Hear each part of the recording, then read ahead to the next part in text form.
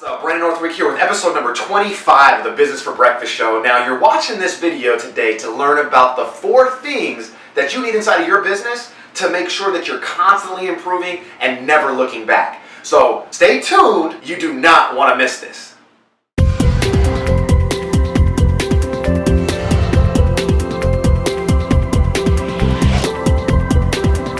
So the 4 things that we've got to be able to improve, you can see right over my shoulder. Now, the first place that it always begins is going to be with identify. You got to be able to identify your goals, dreams, aspirations, financial, monetary, non-monetary, whatever it is that you're in business for, you've got to identify those goals. If you do not have your goals clearly painted inside of your mind, the actions behind them, they're not going to be as effective as you would like.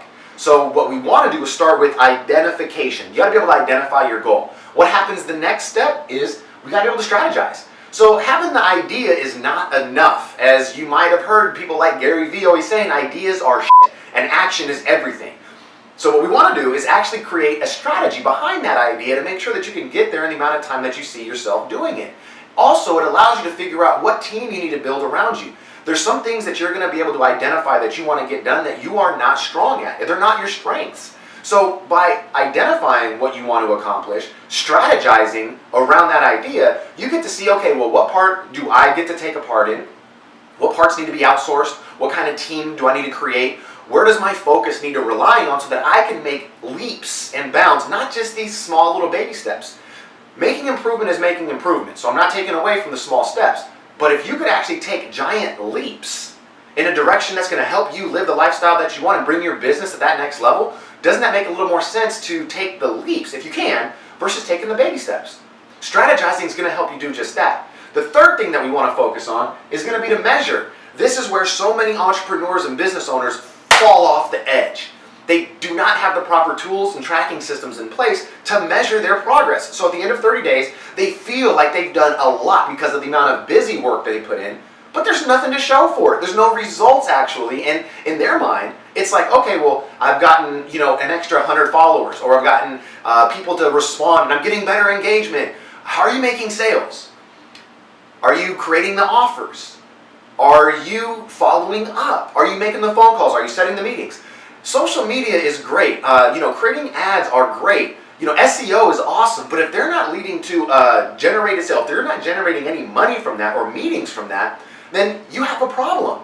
You have what we call a kink in your armor. And so by measuring your progress, you get to see exactly where the fault line is. Is it in the lead page? Is it in the offer? Is it on the website? Is it on the thank you page? Is it in the follow-up? Is it in the closing? What part of your system is broken? Okay, that's what measuring does. It allows you to identify which part you need to basically focus on, because not everything is going to be broken, but you could have that one weak link inside of your process, and it could really just throw off the entire thing.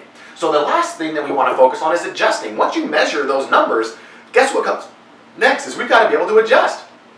If you're adjusting, that's going to be able to make you tweak. So like if you're going down one path and you see that the numbers are not adding up to get you to your goal, do not change the goal, okay? Do not change the goal. Adjust the path. Adjust the strategy. Change some things up. Do not take your eyes off of that goal, though. Okay, so if your goal is to get to, say, $25,000 a month, and in the first month, you don't make any progress, don't shrink down that $25,000 per month goal, because then you're just going to do less. You wake up with the mentality of somebody who wants to earn $25,000 per month. The actions behind that are going to be more effective than if you woke up and you said, okay, well, after 30 days, I'm going to shrink this down to just $10,000 a month. I think that's more where I belong. If you do that, then you're going to wake up doing the things that a $10,000 per month earner might do versus a $25,000 a month per earner. Those actions are significantly different.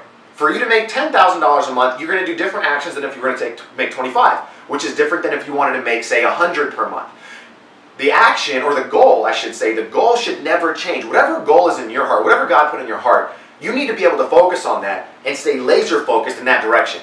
And if you identify that goal, you strategize for that goal, you measure your progress, and then you adjust accordingly, you will hit your goal, I promise you.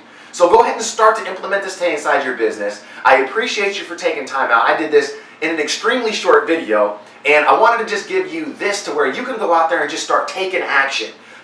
Get clear. And if you don't know how to get clear, go ahead and visit brandonnorthwick.com. strategize.com. Schedule your free 75 minutes consultation with me personally.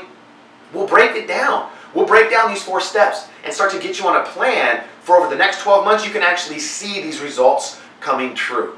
And we'll break it down month by month so you know exactly what to do. So again, I appreciate you for watching this video. Come back on the next episode of Business for Breakfast and just kick some butt today. I'll see you on the next one. Take care.